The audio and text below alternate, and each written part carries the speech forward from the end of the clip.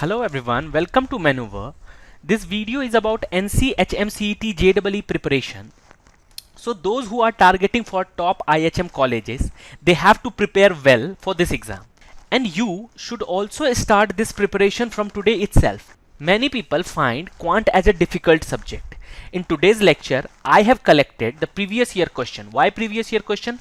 Because it gives you the fair idea about the question, the difficulty level, and you are going to see that how you can manage this section very easily. Before I start, I want to tell you one thing guys, that we have started our hotel management NC HMCET JEE online live preparation batches.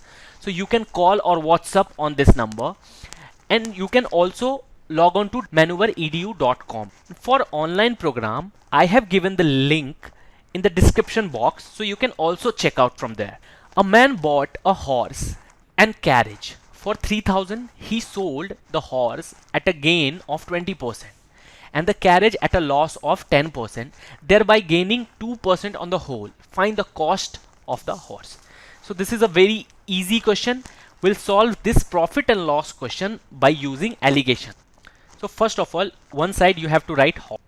In second side you can write what? The carriage. If I'll consider that CP means what? Cost price. अगर मैं 100 consider करता हूँ, there is 20% profit, then what will be the selling price? So that will be what? 120. If there is loss of 10%, then what will be the SP? 90.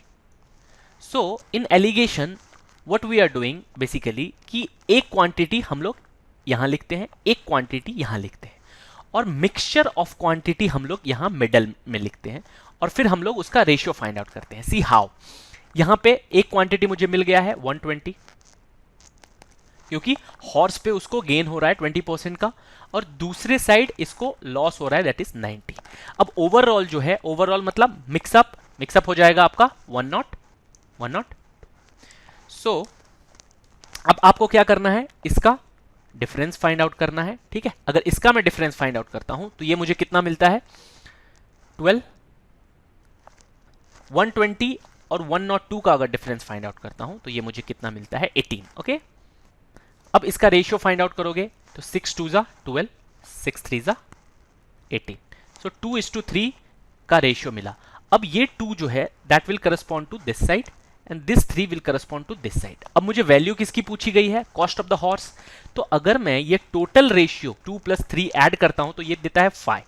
तो यहां पे ये 5 जो है वो करस्पॉन्ड करेगा किसको? ये टोटल कॉस्ट को, है ना? This is what the total cost. तो दैट इज व्हाट 3000. तो मैं बोल सकता हूं मुझे वैल्यू किसकी चाहिए? हॉर्स की चाहिए ना. तो horse will correspond to what? This 2. तो मैं बोल सकता हूं 1 will correspond to what? 3000 by 5. So that will give 600. So 1 will correspond to 600. So 2 will correspond to 1200. 2 will correspond to 2 into 600, and that is 1200. Okay. So 1200 is the cost of that horse. So that is what P. अगर मुझे carriage का पूछा होता तो मैं क्या करता? 3 से 6 को मल्टीप्लाई कर देता. That is what 1800 will be the cost of that carriage. Okay. Hope it is clear. Move on to the next one. Two pipe A and B can fill a tank in 24 minutes and 32 minutes respectively. If both the pipe are opened simultaneously, after how much time B should be closed so that the tank is full in 18 minutes? ठीक है, 18 minute में tank को full करना है. So how you can do this question? Basically इसमें क्या है कि 2 पाइप है A और B जो 24 मिनट 32 मिनट में टैंक को भरता है. इन दोनों का एलसीएम फाइंड आउट करोगे. तो अगर इसका एलसीएम फाइंड आउट करना है तो ये डायरेक्टली आप पता कर सकते हो, दैट इज 96. अब 96 क्यों? क्योंकि 24 के टेबल में भी 96 आता है, 32 के टेबल में भी 96 आता है. अब ये 96 जो एलसीएम आया ना, इसको हम लोग क्या ले सकते हैं? Total unit of work. ठीक है, ये टाइम एंड वर्क में जो एलसीएम आता है that would be what? Total unit of work. ए जो है 24 मिनट में ये पूरे टैंक को भरता है. पूरे टैंक मतलब 96 यूनिट को भरता है. तो मैं बोल सकता हूं कि 1 मिनट में वो कितना भरेगा? 1 मिनट में 96 डिवाइड बाय 24, तो ये कितना हो जाएगा? 4 यूनिट. ठीक है, 1 मिनट में भरेगा. कौन? A. If I'll talk about the B, then B will fill the tank 3 unit. तो B को कितने देर बाद क्लोज करूं कि वो 18 मिनट में ये टैंक फुल कर देगा? तो अगर मैं A की बात करूं तो A पूरा 18 मिनट तक काम कर रहा है, पूरा 18 मिनट तक भरेगा। मतलब मैं बोल सकता हूं कि अगर वो 4 यूनिट, ठीक है, 1 मिनट में 4 यूनिट भरता है तो ये पूरा 18 मिनट तक, क्योंकि A क्लोज नहीं हुआ है, A क्लोज नहीं हुआ है, तो 1 मिनट में अगर ये 4 यूनिट काम करता है तो 18 मिनट में ये कितना काम करेगा? ठीक है, अगर A की बात करूं तो 18 मिनट में 18 इंटू 4 यूनिट, तो ये टोटल कितना होगा? 72 यूनिट काम करेगा, है ना। 72 यूनिट किसका आ गया? A ने पूरा फिल किया। अब बचा कितना? 96 माइनस 72 आप करोगे तो आप कितना पाओगे? 24, है ना। सो 24 यूनिट किसने भरा है? ये B ने भरा है 24 यूनिट, क्योंकि A ने 18 मिनट में कितना? 72 यूनिट भरा है, तो B ने कितना भरा? 24 यूनिट। 1 मिनट में B कितना भरता है? 3 यूनिट। तो 24 यूनिट भरने के लिए उसको कितना टाइम लगेगा? 24 by this 3 unit, so that will give what? 8 minute. 8 minute में वो ये 24 यूनिट भरेगा। मतलब B को कितने देर बाद बंद कर देना चाहिए? तो 8 मिनट के बाद बंद कर देना चाहिए। So that will, your option B is answer. Okay, hope it is clear. Move on to the next one. In measuring the side of a rectangle, one side is taken 5% in excess, excess मतलब increase, and others 4% in deficit. Find the error percent in the area calculated from this measurement. ये question बहुत ही easy है. How you can handle this type of question easily? Just see. By using successive change. ठीक है? How you can use successive change? आप पहले increase भी कर सकते हो, पहले डिक्रीज भी कर सकते हो।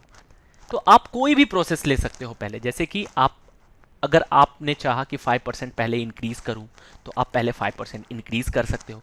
आपने अगर चाहा कि पहले 4% में डिक्रीज करूं तो आप पहले 4% डिक्रीज भी कर सकते हो। आप 100 ले लो, 100 पे आप क्या करो? अभी मैं सबसे पहले इसमें डेफिसिट करूंगा, तो डेफिसिट करोगे तो कितना आएगा? 96, ठीक है, 96 हो गया। अब मुझे क्या करना है? इसको 5% से इंक्रीज करना है, ठीक है। 96 का 5% निकालूंगा, अगर 96 का 10% निकालना हो तो 9.6 आ जाएगा मुझे, एक डेसिमल पीछे की तरफ शिफ्ट होता है। तो मुझे अगर 5% चाहिए तो ये क्या हो जाएगा आपका? 4.8। ओके, तो होप इट इज क्लियर कि 4.8 अब क्या करना है? मुझे इसमें ऐड कर देना है, ठीक है। तो 4.8 अगर ऐड करूंगा इसमें प्लस 4.8 तो ये कितना हो जाएगा? 100.8. So that 100 will make 100.8. Area में जो चेंज आया वो कितना आया? 0.8% का ना। C will be your option. Hope it is clear. So this is how this type of question you can do very much easily. Let's move ahead. When numerator of a fraction is increased by 4, the fraction increased by 2/3. The denominator of the fraction is. Traditionally कैसे करना है देख। When the numerator of the fraction increases, तो fraction ले लो x/y। अब इसके numerator को आप बढ़ा रहे हो 4 से, ठीक है। उसकी वजह से क्या हो रहा है? फ्रैक्शन जो है, जो कि x प्लस वाई है, वो कितने से बढ़ रहा है? 2/3 से, ठीक है। अब क्या करो? ये इसको आप ऐसे लिख सकते हो x/y plus 4/y is equal to x/y plus 2/3।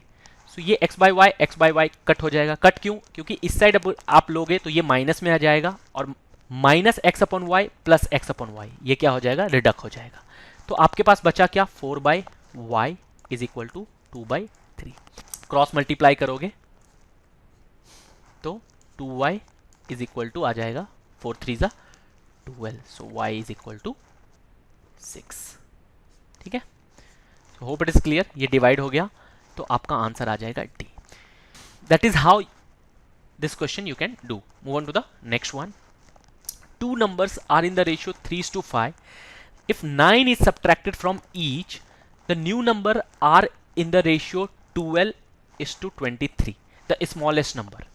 अभी मुझे पता है कि ये और ये ऑप्शन तो नहीं हो सकता है, क्योंकि जो ये स्मॉलर नंबर है वो क्या है?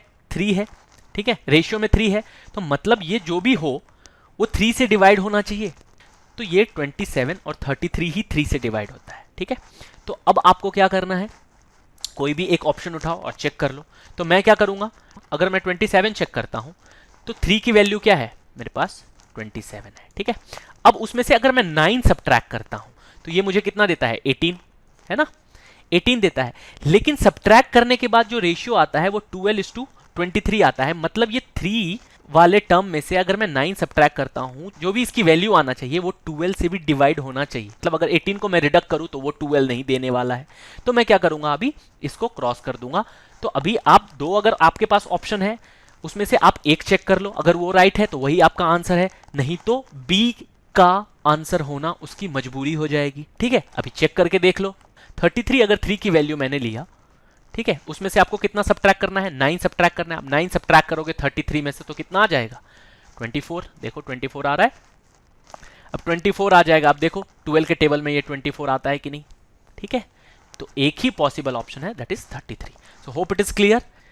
सो दैट वाज आवर 5 क्वेश्चन। बहुत सारे बच्चे होते हैं जिनका मैथ्स वीक होता है, ठीक है, तो बिलीव मी गाइस, अगर आप हमारे गाइडेंस को फॉलो करते हो तो you can easily crack this examination. Okay, so all the best guys. So those who wants to join our live preparation batches, so you can call or WhatsApp this number, or you can log on to manoeuvredu.com.